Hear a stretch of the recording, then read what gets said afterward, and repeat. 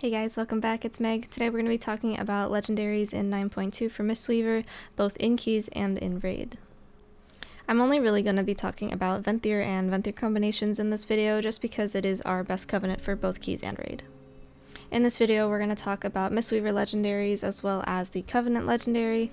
We're going to talk about the pros and the cons and if they have any kind of niche situations where you might want to think about bringing it to a certain boss or bringing it for a certain key. And we're also just going to talk really quickly about what Fallen Order is and why Sinister Teachings makes that ability so strong, especially in raid. So Fallen Order is the class ability that Mistweavers get when they are Venthyr, and Sinister Teachings is what really makes it strong. If you're playing at Venthyr Mistweaver, you absolutely have to run Sinister Teachings, otherwise the build is just not going to work. You'd be better off playing Kyrian or something else, but Sinister Teachings and Venthyr is the best Covenant combination with a legendary that you can get right now. The biggest draw, at least for me in keys, is the mana save that you get with Fallen Order and Sinister Teachings, as well as you get minor damage increases because you just have to spend less time actually actively healing, and then the throughput that they do, your Fallen Monks, it's enough that you can pretty much just push the button, try and get all of your crits in, and not have to worry about spot healing so much. In raid, this is also a really powerful ability because you can get super short cooldowns up to about 10 seconds with RJW. You can even do it with GG if that's what you're running, but with Essence Font and things like that, you can get on a very short cooldown which saves you loads of mana, especially on longer fights like Sylvanas. One of the bigger things too is that it is usable during hive movement because they, outside of a couple bugs on PTR, they don't take damage from swirlies or any type of boss mechanic like that, so you can run around and you can cast Essence Font and reapply your hots while they do some of the more heavy-handed healing. Some good examples would be the third boss of Sanguine Depths. She has a lot of movement phases during her little explosion that she does, and you can't really stand and plant there because you're also dodging swirly, so Fallen Order works really well to chop the group during that. And then a good example in this upcoming raid would be Skullx. There is tons of movement on that fight. It's short little steps, but it gets harder and harder the more you go on, and you really don't have time to cast anything unless you have really high haste, which you're not going to if you're playing Venthyr Mistweaver. So they're very good for that as well. That being said, there is a couple things to look out for. Mainly in keys, it is pet AI. It will pull things, you can't control them. It just kind of is what it is. And there is a small amount of variation in the cooldown that you're actually going to have, usually around 15 to 20 seconds of variance.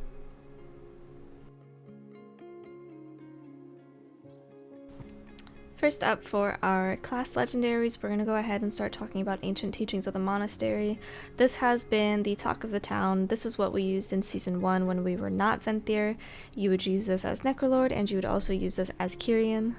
This ability does show up really well on the meters. It does have high overall, and it's also pretty maintenance free outside of Essence Font being a trigger. That being said, it is a pretty high mana cost to trigger this for the 15 seconds that it does heal for, but given that you are Venthyr and you're going to be casting Essence Font anyway because it gives you the highest cooldown reduction on Fallen Order, it's pretty natural at that point, so it works really well with this legendary. This is going to be the play most of the time in raid, with the exception of comp permitting. You could be running Invokers as well on certain fights, but generally Ancient Teachings is going to be your go-to alongside Sinister Teachings. One of the biggest drawbacks for me with this legendary is that it doesn't have a priority system, meaning you could have someone at 1% health or someone at 99% health, and it's not going to discriminate on who it heals, it's just going to pick one of them and heal. You usually end up with a lot of overhealing, or you could end up losing someone if that was like your last ditch effort to try and keep them alive. This isn't so much of an issue as it is in raid as it is in keys, because you're the only healer in keys, whereas you have others helping you in raid. It also is affected by your comp a little bit. If you have a ranged heavy comp, you're not going to get as much value out of it because it's only going to be healing you and the tank unless those ranged are standing within 20 yards. This is just some footage earlier I took on PTR. We only have Fortified on there, but I just wanted to take a chance to kind of show you guys how Sinister Teachings and Ancient Teachings can work together. I think that Dealer is a really good boss because there is burst damage and there is rot damage. I know it's only a 15, but you can kind of guess where it goes by looking at the overhealing and at the healing done.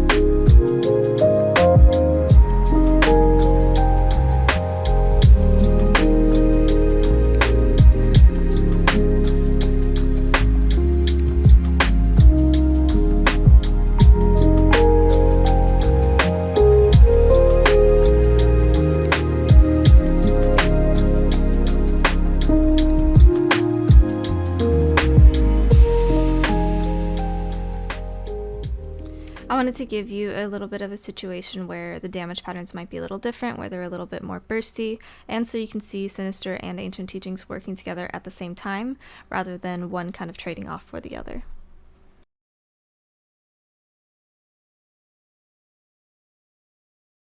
It's been a minute since I've used Ancient Teachings, so I wasn't completely used to relying on the fist weaving there, so I did use my RSK at a time that I would have normally waited. But I wanted to just be able to show you guys that sometimes you are just going to have to stand and cast and heal.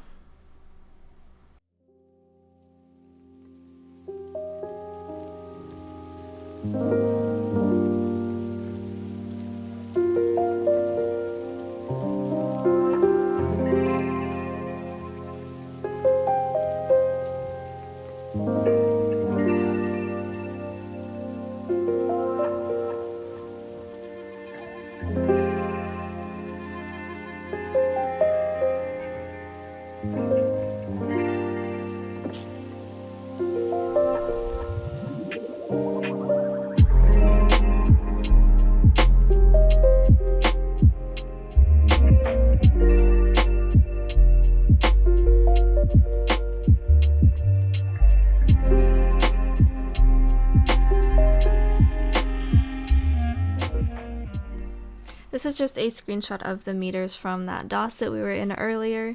This was my overall. You can see the healing on the left and the overhealing on the right. Something to note, in that dungeon we were definitely doing some MDI style pulls, so there wasn't a whole lot of spot healing for me to do. It was definitely more heavy-handed single target on the tank, but you can just see I did 1.6 mil overhealing to myself only, and then I did 1.2 mil actual healing to myself. So a lot of the times Ancient Teachings is going to show up as overhealing, especially on yourself, because that is a target that is always available. So it's going to look like it's doing a lot of overhealing, but if you look at the actual healing done, it actually beat out Fallen Order monks by quite a bit, by about 5%. So it does have the value there, it just looks kind of ugly when you see the overhealing at the end.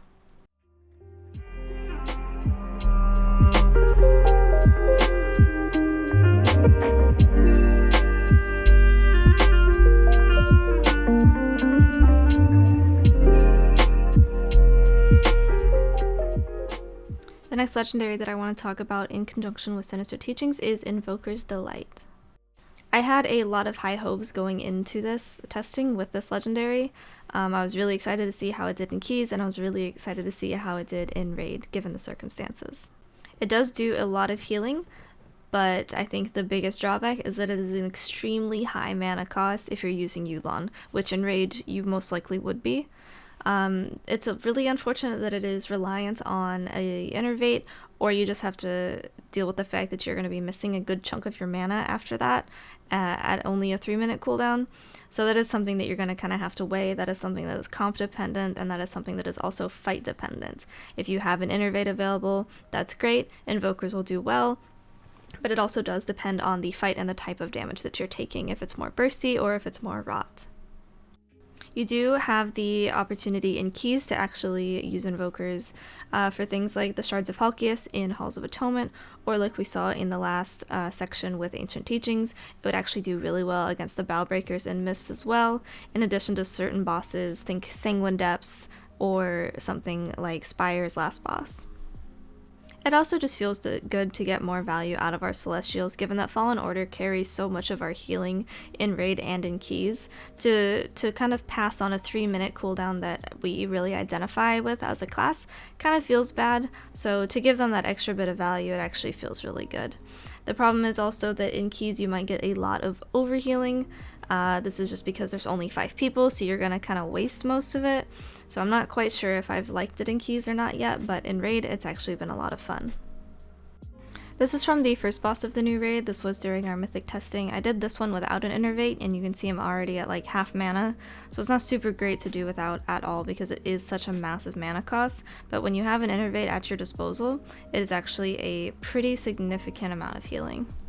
This is the same boss, I just have an Inky Black Potion on. It made it a little bit easier to see some of those light mechanics on the light floor.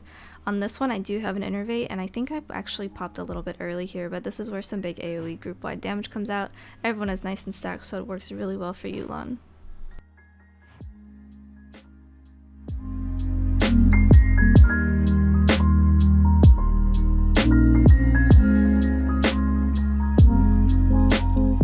this one, this is from Lihavum, once again, from raid testing that we were doing as a guild.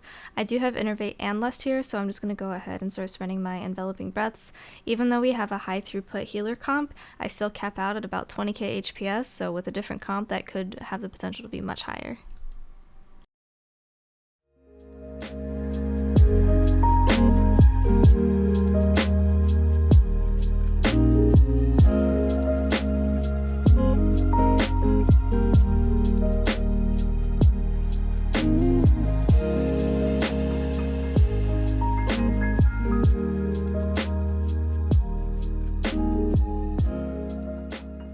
I also just wanted to have a little bit of footage with Chiji in it. I won't probably end up using this in keys, but I just wanted to show the potential if you do struggle on healing something like the shards, or if you struggle with some of the more bursty damage, then this is an option, just because it is a little bit safer.